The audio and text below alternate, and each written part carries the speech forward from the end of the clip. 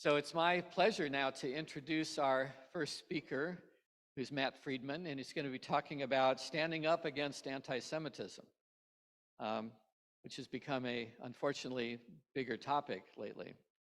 Matt is the Senior Associate Regional Director of the Anti-Defamation League in Los Angeles, and in this role he provides assistance for cases of discrimination, hate incidents, and crimes that arise in the community, specifically in the San Fernando Valley and neighboring areas.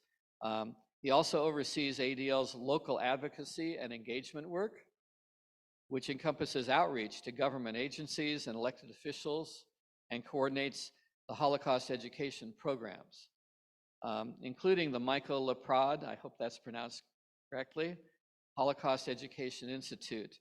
He grew up in Ohio and currently resides in Los Angeles. And Matt, thank you very much for joining us today. We really appreciate it.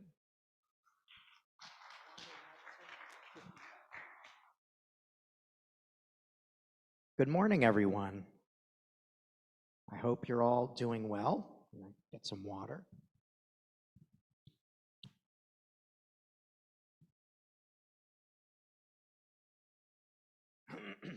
It's a little cold here in LA right now.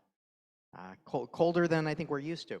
So I'm glad to be here. It's nice to see all of you this morning. I think we started planning this, gosh, maybe like 6 months ago. And at the time I was like, well, we could start planning it, but I'm my presentation is probably going to be a bit different by the time we get around to actually having the program, because things change, and unfortunately that was the case. So today I'm going to sort of give you an overview, a very brief overview of ADL, because I assume most of you are familiar with us.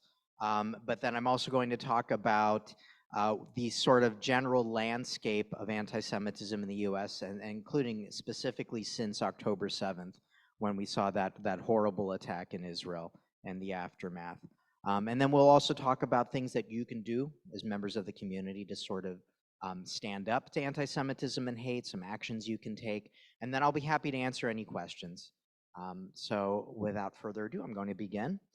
Joel and Lena, again, thank you for helping arrange my visit today. It's been a little while since I think I've been to VBS, probably pre-COVID, although I think I might have been here once since then, but so I'll begin. So a little bit of background about ADL. So we've been around since 1913. Our mission for over 110 years now is to stop the defamation of the Jewish people and to secure justice and fair treatment to all. And our we do a lot of work on countering anti-Semitism globally, mostly domestically. We fight domestic extremism as well, and we work to build a just, inclusive society. We are probably one of, if not the oldest, anti-hate civil society organizations in the US. We are a nonpartisan 501c3, and we have 25 offices all over the country, as you can see from the map, including 5 here in California. I am from the Los Angeles regional office, which, as you can imagine, is the largest office in California and one of our largest offices around the country. Our headquarters is in New York. So as I'm beginning, I want to talk a little bit about what anti-Semitism is, because I think that's an important baseline to begin any discussion of anti-Semitism. Is what is it? How do we define it? And depending on who you speak with, people have different definitions. There are many good definitions of anti-Semitism.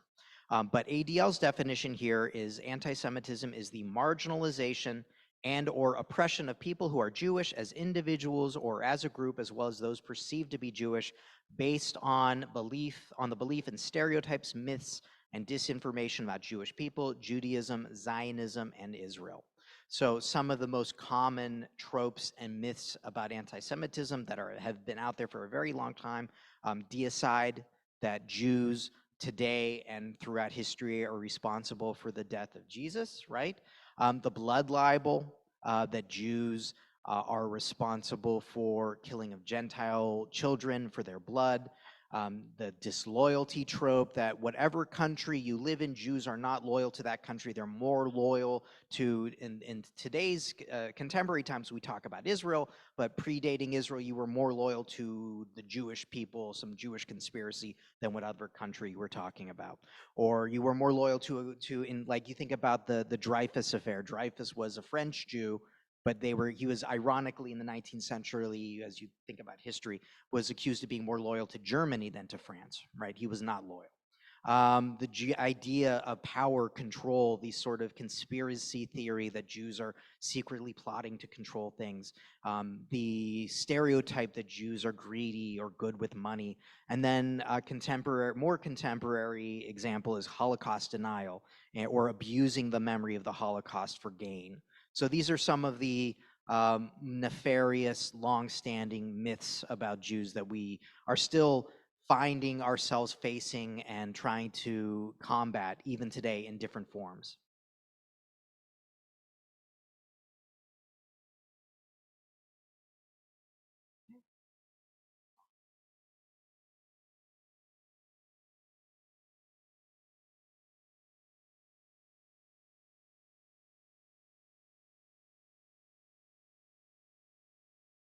Okay. So, like any other form of bias, anti-Semitism is embedded in our society, which means no one is immune. So we sometimes use the term systemic when we're talking about anti-Semitism, just like there is systemic sexism, systemic racism, things that we don't necessarily think about. It's implicit as opposed to explicit. They're things that are just sort of all of us, even Jewish people, are not immune to anti-Semitism. We can have internalized anti-Semitism, things that the way we think about our own identity and the identity of our community that's sort of affected by anti-Semitism. So we say it can manifest consciously or unconsciously, and that what matters with any form of bias is impact over intent. So someone may say something that we feel is anti-Semitic, and they say, "Oh, no, I did not mean it that way. That was, it really, if we perceive it as anti-Semitic, then that's what matters." And of course, I'm not saying that intent doesn't matter at all, but the way that it impacts people who hear it, that certainly does matter a lot. The actual term anti-Semitism, a lot of people don't necessarily understand the origin of the term, but it was actually coined by a person who considered himself an anti-Semite. He used it to define his own political beliefs. It was coined in 1879 by a person in Germany named Wilhelm Marr, and he was creating a separate category for Jews, for hatred of Jews. So if you think about this time in the world, in the Western world specifically, we were dealing with eugenics, this sort of racial science that was used to justify racism and slavery in the US, and in Europe, it was used to justify sort of categorizing Jews as other, right? They were separate from society. So they thought of Jews as a race. That's where the term comes from. They borrowed a term from linguistics because there are Semitic languages like Hebrew and Arabic, and they said that there is a Semitic race. So sometimes you may talk to somebody who is maybe an Arab, and they'd say, "I can't be anti-Semitic, I am a Semite." Well, that's actually not where the term comes from. The term is specifically talking about Jews. It's hatred of Jews. So just to kind of give you that background. So there are a few different things that are distinct about anti-Semitism that we would point out. So basically, anti-Semitism is enduring. It's been around for a very, very long time. I don't need to tell you that. It's paradoxical. So it doesn't always make sense. Anti-Semites, on one hand, will blame Jews for capitalism if they have a problem with capitalism, and the anti-Semite will also blame Jews for communism or socialism at the same time. And those are completely different economic, political systems, right? But it doesn't really matter. It doesn't have to make sense. It can be a paradox. Anti-Semitism, as I already noted, can be explicit or implicit and unconscious. So sometimes we see the swastikas, we see people marching, Jews will not replace us, very explicit, very in your face. And then sometimes people just have sort of had attitudes about Jews. And that's sort of in the back of their mind. They don't really think about it. Anti-Semitism is often racialized, especially when you're talking about anti-Semitism on the far right. Again, they think of Jews as a race. It's a biological thing. You can tell what a Jew looks like and so forth. And even though we know there are Jews of many different colors and backgrounds from all over the world, especially here in the LA area, we have a very diverse community. In many cases, anti-Semitism was racialized. I don't need to tell you that anti-Semitism is lethal. It can be lethal. We have people dying in Israel, here in the US. So we obviously have the Holocaust going back centuries that we know anti-Semitism can lead to death. And it's often not about the Jews. People will be just afraid about things that are changing in society, and they use Jews as a scapegoat. And finally, an important thing to point out is one of the main differences between anti-Semitism versus other forms of bias and bigotry, think about racism, sexism, is the anti-Semite believes in a conspiracy theory. So with other forms of bias, there's a sense of superiority by the person who holds those views, that I am superior to this group. With anti-Semitism, people often think about Jews as sort of this powerful cabal. Therefore, they're punching up when they go against the Jews. They're not punching down.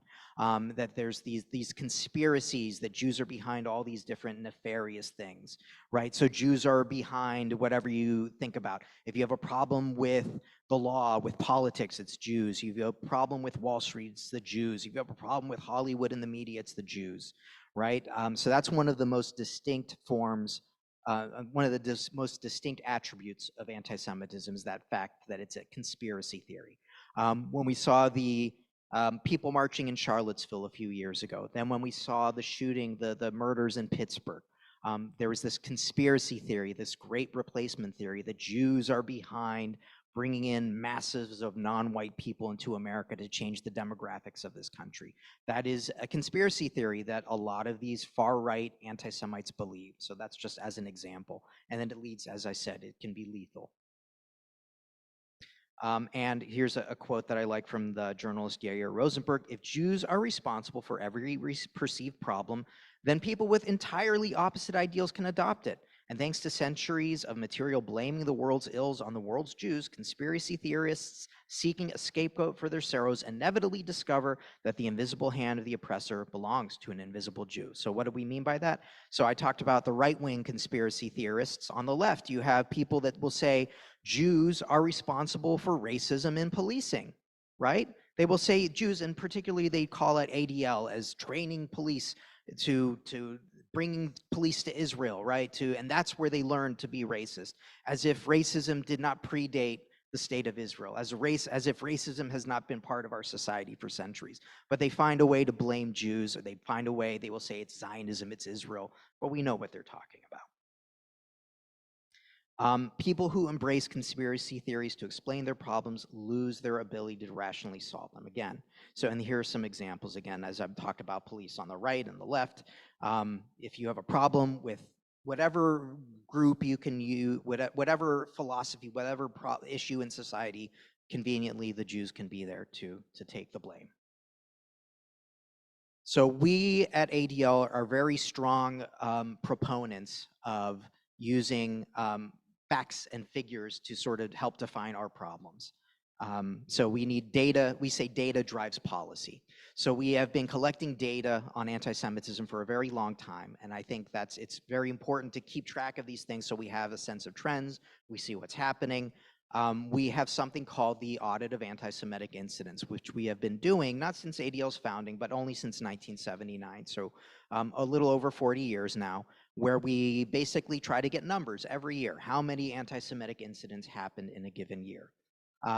So we don't have our 23 numbers quite yet. Our 2023 audit report will probably come out maybe the end of March, April. But we still have our 2022 numbers, even though now we're right here in the beginning of 24. So just to kind of give you some context, in 2022, we had the highest year on record of anti-Semitic incidents since we started counting them in 1979. We saw 3,697 anti-Semitic incidents across the US. The year before was also, I believe, the highest on record. That was 2021, but we had a huge jump in 2022. And you can see again that big jump from and in the last few years, sadly, we've seen an increase. Really, they had been kind of down. 2015, 2016, we saw a jump. 17, a big jump. That was the year where we saw Charlottesville, and every year since it's been up and very, very elevated. You can see how we break down the incidents. So here in California as well was the highest on record in 2022.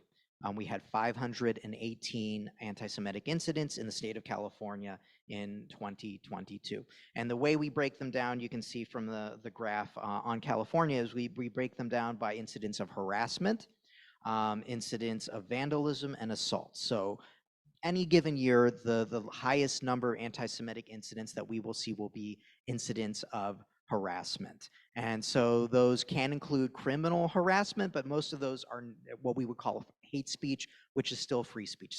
So these are things that are not necessarily criminalized. They are not hate crimes, but these are things that people, epithets that were yelled at people, bullying in a school, name calling, that people have experienced, those flyers that people have gotten on their front lawns for the last couple years from different white supremacist groups, not necessarily crime, but those are things that we count.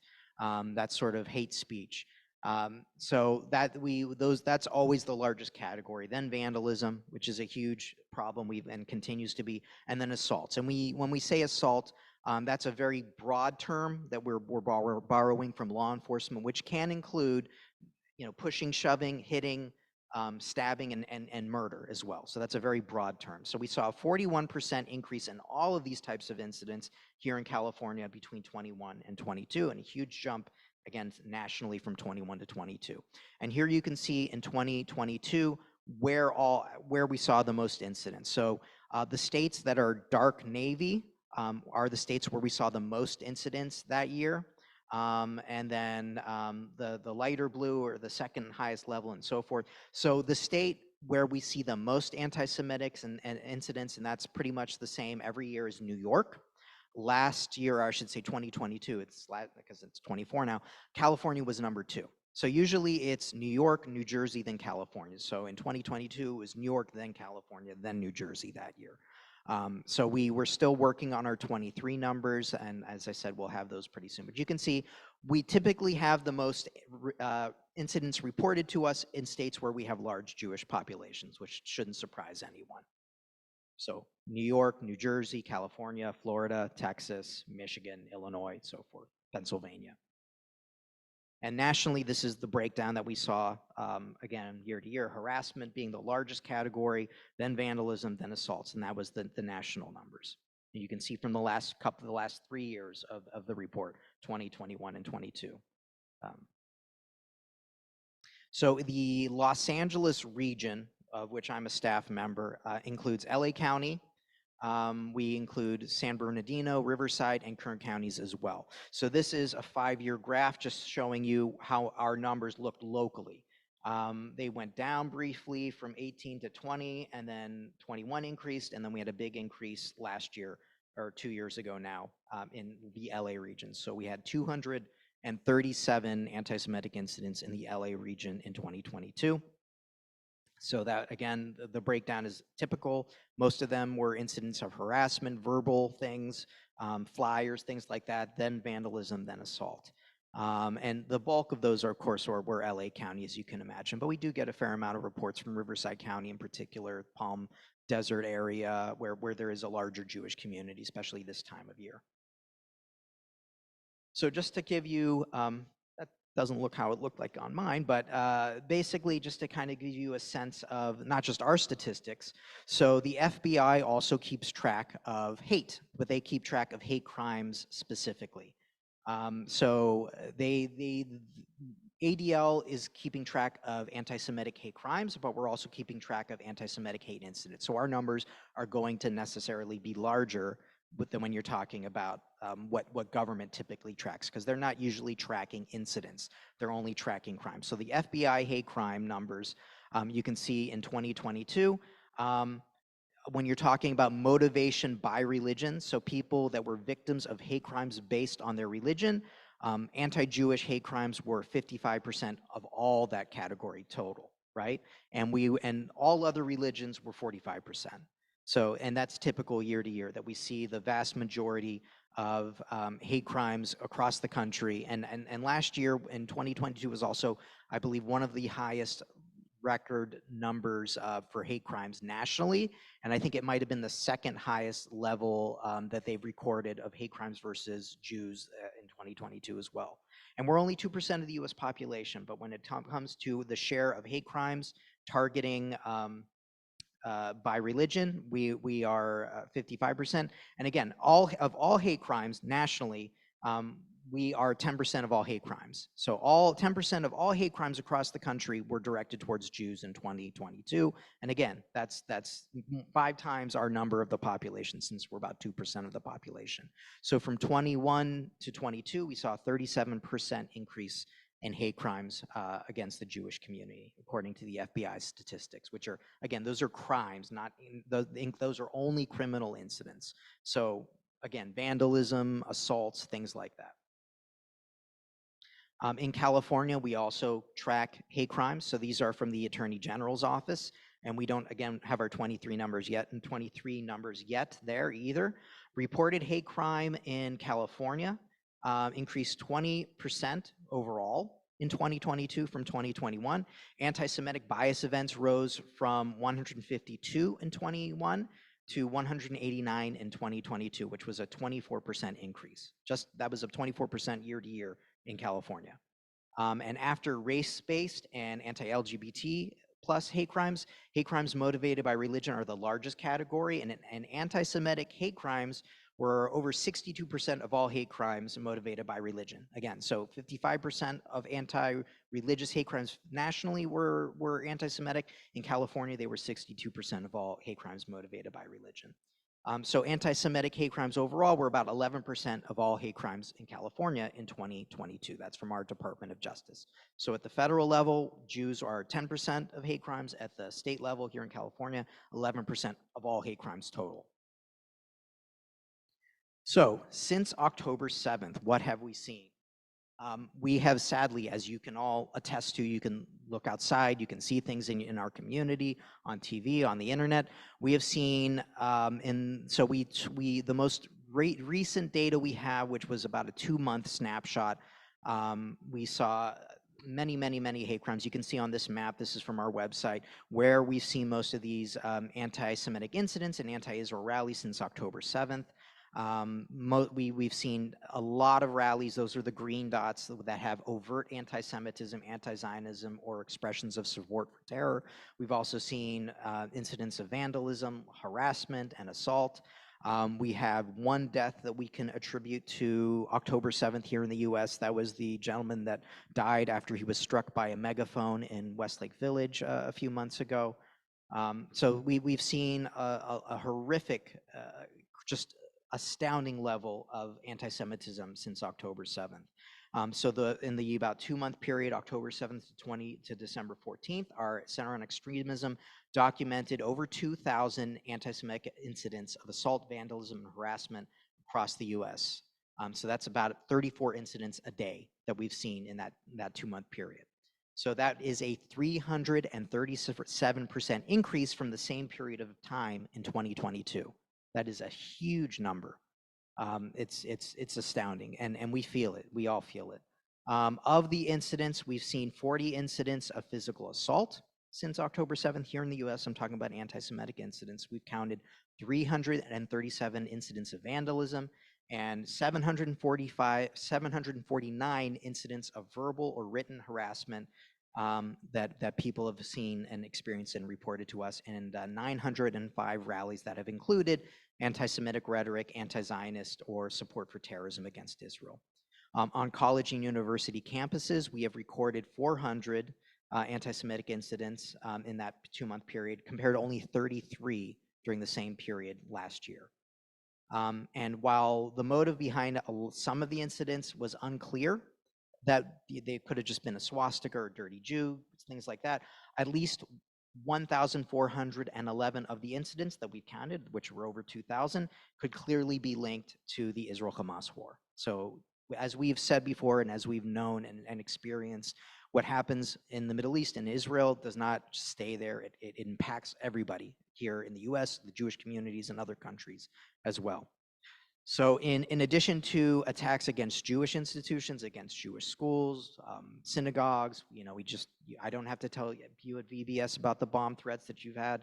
My own synagogue had a bomb threat last week as well, before I dropped my kid off at preschool. That now we see activists and people targeting institutions which are perceived to be Zionist, which may just be happen to be Jewish owned or Israeli owned, right? So in December, there was a huge rally outside of a falafel shop, right? Where they accused the owners, who happened to, I don't even know if they were Israeli or just Jewish, of committing genocide, right? So the rhetoric, it just escalates and escalates and escalates. And it's been tremendously, I don't need to tell you how disturbing it has been. So kind of, again, it's disturbing, and we don't, like I said, we don't have our 2023 audit numbers yet. I guarantee you they're going to be higher than last year, than 2022. We're going to see, again, a record level, unfortunately, due to what happened since October 7th. So what can you do to confront anti-Semitism? So here are a couple different ways, 10 ways that you can confront anti-Semitism. You can continue your education on anti-Semitism. I mean, obviously we just scratched the surface in this presentation. We have a lot of resources on our website. There are also a lot of other good resources out there that you can find. Create opportunities to engage others about anti-Semitism, to talk about it. Disrupt it when you see it, whether it's big or small, but you have to be smart, right? If you see something and someone's yelling, or you see someone walking down the street and during a rally, if you feel safe, maybe you can say something, but at the same time, you need to be safe. That your safety is paramount. Build diverse coalitions across difference. So we always encourage people to reach out to other communities, support other communities when they're under attack, regardless of whether you think they're going to support ours. It shouldn't be a quid quo pro, but at the same time, we would hope people would stand with us. Learn code words, symbols, dog whistles of anti-Semitism. We have our hate symbols database on our website. So when you see things out there, graffiti, vandalism, signs, you understand what they mean in context. And when you see anti-Semitism, report it. Report it to ADL. When it's a hate crime, you definitely need to report it first to law enforcement, but let us know about it as well. We have different ways people can become engaged politically at all levels of government. We have different campaigns people can learn about on our website. Here in California, ADL is part of JPAC, the Jewish Public Affairs Committee of California, who has an annual advocacy day in Sacramento. If any of you are up to it and feeling energized and you want to come up and meet with your elected officials, I encourage you to sign up. ADL will be a big part of that. It's going to be, I think, May 14th and 15th. The website for JPAC is now live, so you can go online, sign up for Advocacy Day. It's a great program.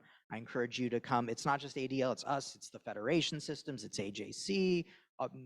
Every major Jewish organization in California comes up there and sends representatives. Hadassah. So please join us. Challenged internalized anti-Semitism in yourself and the community. So what do I mean by that? We sometimes make jokes about ourselves. We say things about ourselves, and we need to recognize that sometimes we're perpetuating our stereotypes when we do that. So think about how your own attitudes about your Jewish community are impacting you. And when you see anti-Semitism on social media, report it. Sometimes it helps, sometimes it feels like it's futile, but if you don't report it, we can't try to get it taken down. And again, you can report those things to ADL. And support organizations that are fighting for equity and against hate and extremism, like ADL, other organizations that are out there that are doing this type of work.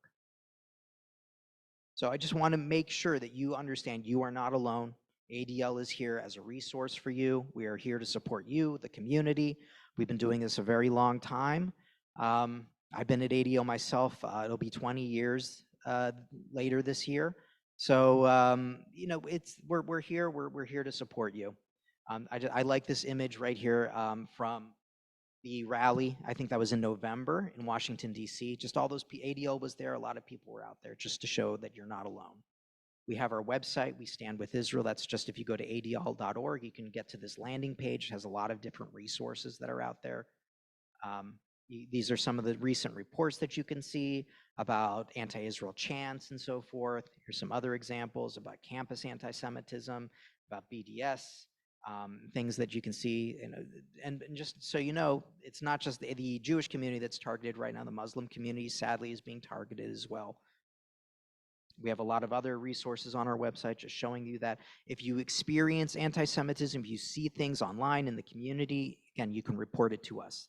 adl.org/report incident. So that's our report incident form.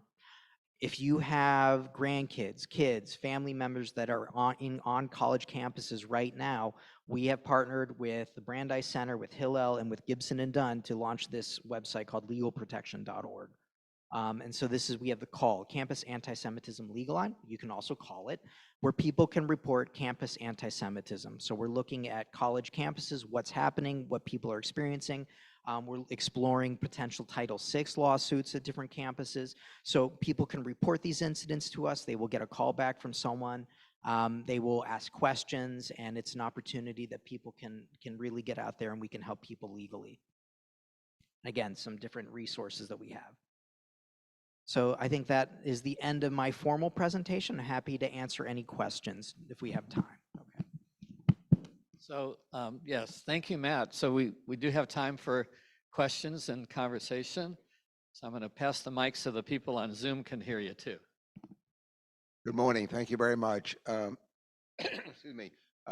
Maybe a little sensitive, but there's been a lot of tension, I guess, between Musk and Greenblatt, between the ADL and X on dealing with social media.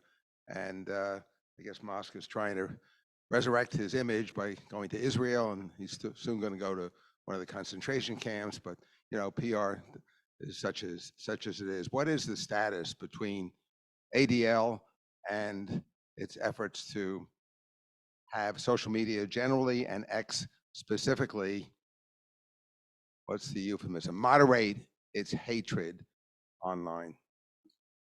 I don't really know specifically with Elon Musk. I'm not privy to those conversations. Nor am I. Nor are you. Look, our position has been when Musk or anyone else or any of these social media companies do something wrong and do something anti-Semitic, we will call them out. And when they also do things that are right and make statements that are right, we will call them out and give them credit. So that's what we've been doing. We as our CEO says, we call balls and strikes. Generally with social media, it has been, and this is not new, it has been a sewer. It is a sewer of disinformation, of hate. I'm not just talking about Twitter, I'm talking about social media in general. We do have sort of report cards that we put out once or twice a year that you can go find on our website, talking about which platforms are better, which platforms are worse. We know, and it's not just ADL's tracking this, Twitter has gotten worse in the last year in terms of reported hate speech on Twitter. They've removed a lot of their moderation, and as expected, the hate speech has multiplied.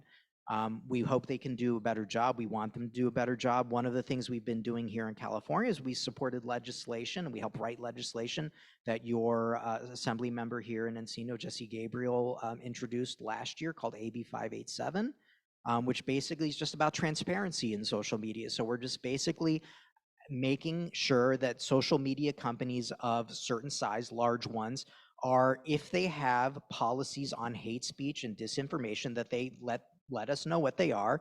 And if they are removing things that are reported and flagging things, then what are they doing? And they're supposed to report to the AG's office quarterly. Twitter, Musk filed a lawsuit against that.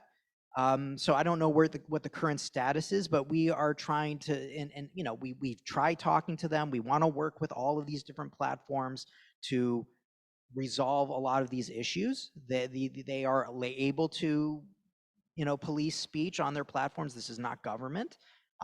We know it's dangerous. Social media has been behind a lot of the hate. I mean, it's wonderful to connect with people, to get your views out there. There's funny things on social media. But there's a lot of hate and misinformation also. So we are supportive of moderation, and we're trying to keep doing that work. We have something called the Center for Technology and Society, CTS, which we launched a few years ago. So that's really something that's very, very important to ADL. Yeah. I noticed on your confronting anti-Semitism in the list that leaving schools, which I've heard some speak about, well, just leave Harvard and Princeton and all of that. And I myself don't believe in leaving a situation, teaching a situation. What do you feel about it? Sorry, can you, leaving schools? If, no, of course we don't, we feel like people should not have to leave an opportunity for education because of hate. We want to change things so that everyone feels comfortable and safe on any campus, whether it's Harvard, whether it's CSUN, USC, UCLA, Berkeley. People should feel safe being Jewish, being whatever identity they are on their campus, and they should not feel like they can't express who they are. So that's my personal view. That's also ADL's view, of course. Do the universe, what does ADL think about the comments of the university presidents in response to their testimony before Congress? Was it adequate or inadequate? I can answer that pretty quickly. Inadequate. And the question was the comments, in case you all couldn't hear about, from the university presidents in front of Congress. It was clearly inadequate. It was not a hard question to answer to condemn anti-Semitic speech on campus.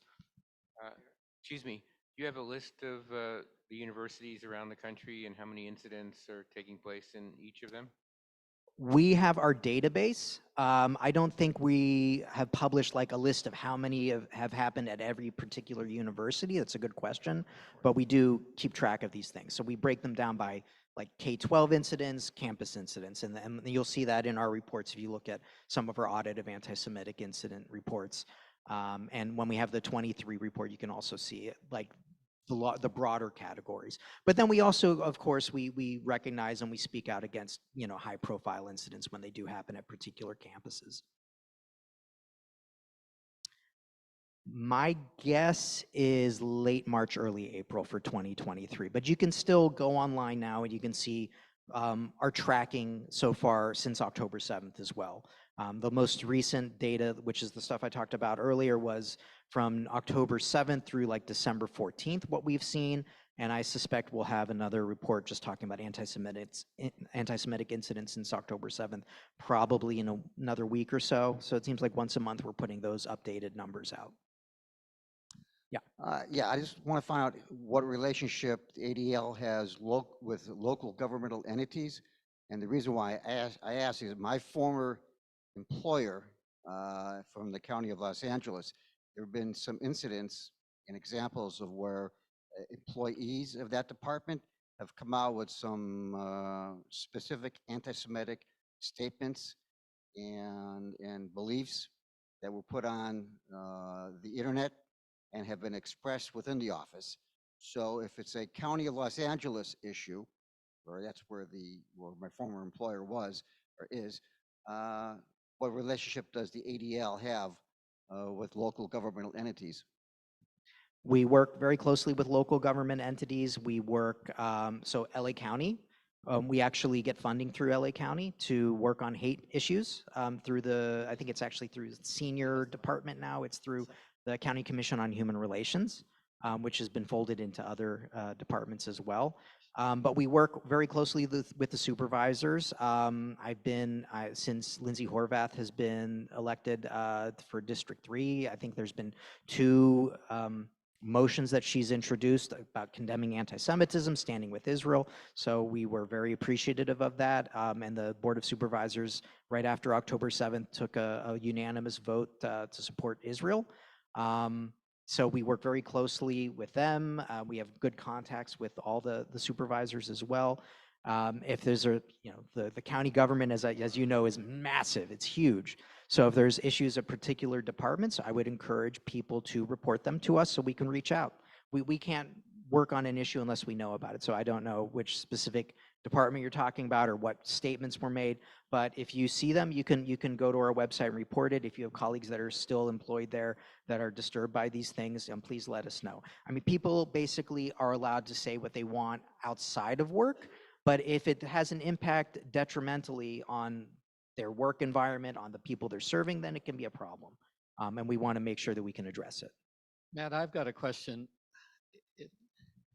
I think that it may be a little difficult to dissect out what's anti-Semitic versus anti-Israel policy or government action.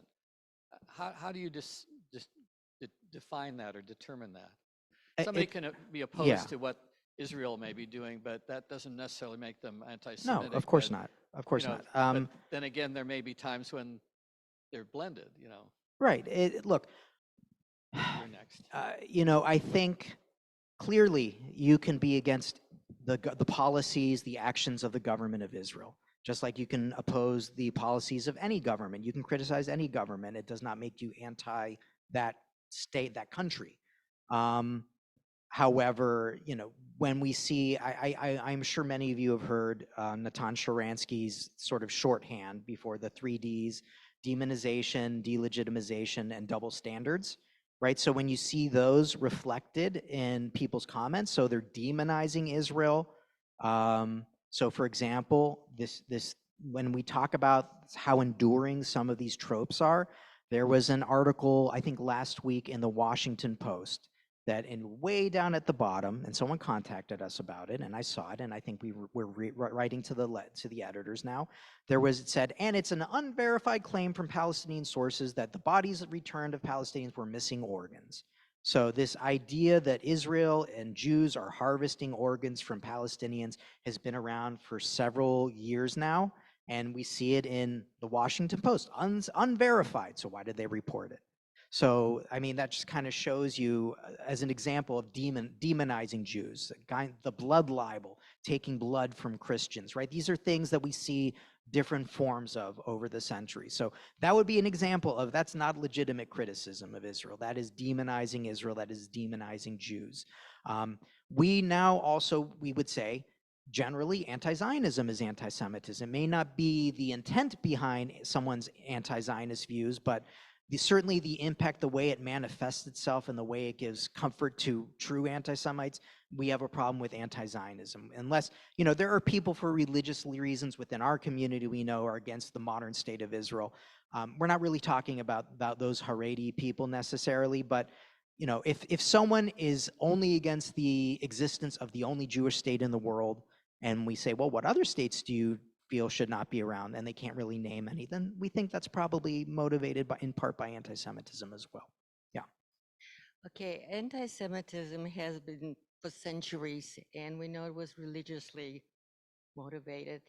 And I noticed that on your chart, you had 67% of the crimes, anti-Semitic crimes, are against Jews for religious purposes. And I'm wondering if ADL is addressing strongly the churches and the mosques, because that's where it's coming from. That's where it came from. Are you addressing enough? Are you strong enough in contacting these people? Yes. And Yeah. the theologians and discussing this matter, because they can change a lot. Yes. So I think you're referring to some of the hate crime statistics, either through the state, probably through the state of California. So when law enforcement is counting motivation behind hate crimes, they use race. So you could be against African Americans, Asian Americans. Those are based by race. And so when they are looking at, when they're categorizing anti-Semitic hate crimes, it's in the category of religion. So it's not saying the source of those crimes are from religious sources. It's saying that's just their category. So so that would include crimes against Jews, crimes against Muslims, crimes against Sikh communities, crimes against Catholics, crimes against Mormons. Those are motivated by religion. That's not saying that it's from someone from a church or from a mosque or anything like that. That said, I do completely agree that we historically have seen the major source of anti-Semitism has been anti-Judaism. especially with the history of the Catholic Church in particular in Europe and in the US. So we strongly believe in dialogue, interfaith dialogue, and we engage in a lot of that. And we have seen, I think, an impact on that. I've done trainings of Catholic school teachers for many years in LA, and we do these all over the country. At least in the US, the big change in, I think it was 1964 with Nostra Aetate, and Vatican II, to then at that point say that Jews are not responsible for the death of Jesus, that has had a tremendous impact. I would train teachers in different schools, and I would talk about the history of anti-Semitism within the church, and we're with people like Rabbi Elliot Dorff would be speaking there as well, who some of you may be familiar with from AJU. Just talking about that, and people, these are Catholics, Catholic school teachers are like shocked to hear about these things that the church was behind. So I think it makes a huge impact when religious leaders stand up and speak out against hate. And so we strongly believe in dialogue, and we continue to do that work along with a lot of other groups. I just have. I think I have. Okay. Hi. Thank you very much for your presentation. I'd like to push you a little bit on this intersection between anti-Semitism and anti-Israel. Personally, and I think you'll find most of us here are probably very pro-Israel and anti-Semitism. Okay, your own slides seem to mold those two together, right? The one slide you had with the graph and the dots of the anti-Israeli demonstrations and things like that. I think the last stats I heard was that, like, what, 70–80% of the Israeli population doesn't support their own government in this thing, okay? Doesn't have trust that the motivation of the government and the motivation of Israel and what the respective best interests are not very well aligned. How should we in this community, who want to stand with Israel and yet want to abide by certain morals and Jewish principles and things like that, how would you suggest we operate going forward? That's a good question. I think, so the chart was the map with all the different dots on it. So those were tracking anti-Israel rallies, and in particular anti-Israel rallies where there was some justification for terrorism or glorification of Hamas, things like that. So we're not talking about protests that we've seen here in LA and other parts of the country prior to October 7th that were, talking about judicial reform. So I know, I have friends and colleagues that have gone to some of those protests that were with, the Israeli American community, the Jewish American community, which were criticizing Netanyahu, the judicial reform process, some of the members of that coalition government. That's completely fine. That's normal criticism, and that's not what I'm talking about. So if I was confusing anyone, then let me be clear. Again, you can criticize a government without being against that country, right? Just like you can criticize our government and not be anti-American. So I think, you need to know your values, know your what's important to you, and speak out for those things. And I think you should internally, I would hope, know when you're crossing the line to demonizing any country. So continue to speak. If you have a problem, we have been critical of Netanyahu's government as well, especially with the judicial reform process. We thought it was horribly distracting and dividing of that whole country. And I think, it may have contributed to some of people dropping the ball with what happened. I don't really know for sure. That's my personal view. But you can criticize Netanyahu, you can criticize any political leader in Israel, just like in our own country. It doesn't make you anti-Israel or anti-Semitic or anything like that. Yeah. Yeah, I'm just wondering, you just mentioned you've reached out to teachers to educate them. Have you reached out to any of the heads of teachers unions, specifically here in California? And the reason I mention it, LA Unified, even before 10/7, wanted to issue a statement as to how they, as an organization, as a group, felt about Israel and its relationship to the Palestinians. And then after 10/7, the Oakland district, the union, issued a very The district or the union? Well, the union, Okay. excuse me, the union. And parents of Jewish children were so upset because they were in great fear And then on top of that, the teachers who are in the classroom with these kids, and we're talking even about grammar school children, and they felt that that was very on call in terms of even, I mean, that is a measure of harassment. So I'm wondering, have you reached out to any of the union heads specifically here in California that have done that? At the state level, it wasn't necessarily me, but I know locally we've reached out to UTLA in the past. That's the LA Unified Union. We've worked with Jewish teachers within LAUSD in the past and continue to be in touch with them. Some of them, a lot of them, most of them are UTLA members when you're talking about LAUSD. And this was prior to October 7th, because you may recall a few years ago there was some controversy. There was going to be an anti-Israel pro-BDS motion that was going to be introduced. So ADL mobilized, Federation mobilized, all these groups mobilized, and that was defeated at the local union. So we reached out then, and we're still in touch with folks. We had meetings earlier this year, again, pre-October 7th, with the head of the California Teachers Association about a lot of these issues, about anti-Semitism, about Israel. So we have those connections, and we've made those connections. It's been something that's very important to us as a community. And ADL, it's not just us sitting in those rooms. We're very cognizant of working with everybody else who's in that space, so that we're kind of showing a united front there, and it's been, I think, much more powerful that way. But there are still a lot of ongoing issues with the teachers' unions, and not just the teachers, a lot of unions since October 7th. The district itself, LAUSD leadership, Carvalho, the board members, were very supportive immediately afterwards. And they ultimately are the ones setting the policy.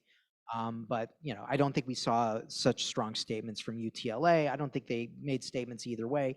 And they know that it's sort of a minefield if they were to start getting into that. And if they were to start making, anti-Israel statements, we would absolutely be out there speaking out against it and reaching out and trying to defeat that type of language. Last question. All of us here are here to listen to you. So this is an interesting group you're talking to. I have a simple question. I've written a couple of letters, eloquent, but diplomatic. And it occurred to me, nobody's really reading those.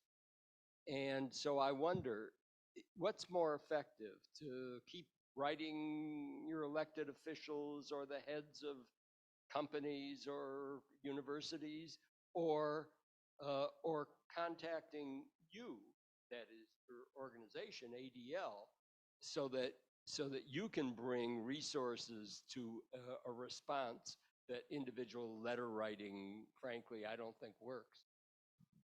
I think the answer is both. I think using your own voice can be very powerful. And when you speak, and I'm sure your letters are very eloquent, as you've said. But so keep doing that. But at the same time, it's sort of contingent on the context. So you'd have to tell me, what specific issue are you trying to address? There are things that we may also be addressing, and so let us know about what it is. Certainly with legislation, with lobbying, we work together, not just with ADL, but other groups, as I mentioned, JPAC. When we stand with one voice and we speak together, it can be very powerful. But you can do that, and you can still write your own letters on particular issues. But speaking with companies, if you have an issue with a company or social media, just do both. There are campaigns that can be very effective, but also individual voices. But sometimes it's like I said, it's a combination of both. It's using your own voice, but also making sure your voice is being heard in a larger chorus, so that it's louder and people are hearing that, so that it can also make an impact. All right, so hopefully that answers some of your questions. You have my contact information here as well, and so does Joel. So thank you again for hosting me, and I hope this was enlightening and not too depressing. Thank So you. Thank you very much, Matt. We really appreciate it, and it was nice to have so much good time for questions and answers and comments. Thank you very much. So we're going to have a short break now. Just a few announcements before you head for the bathroom. Don't forget to sign up for the Shabbat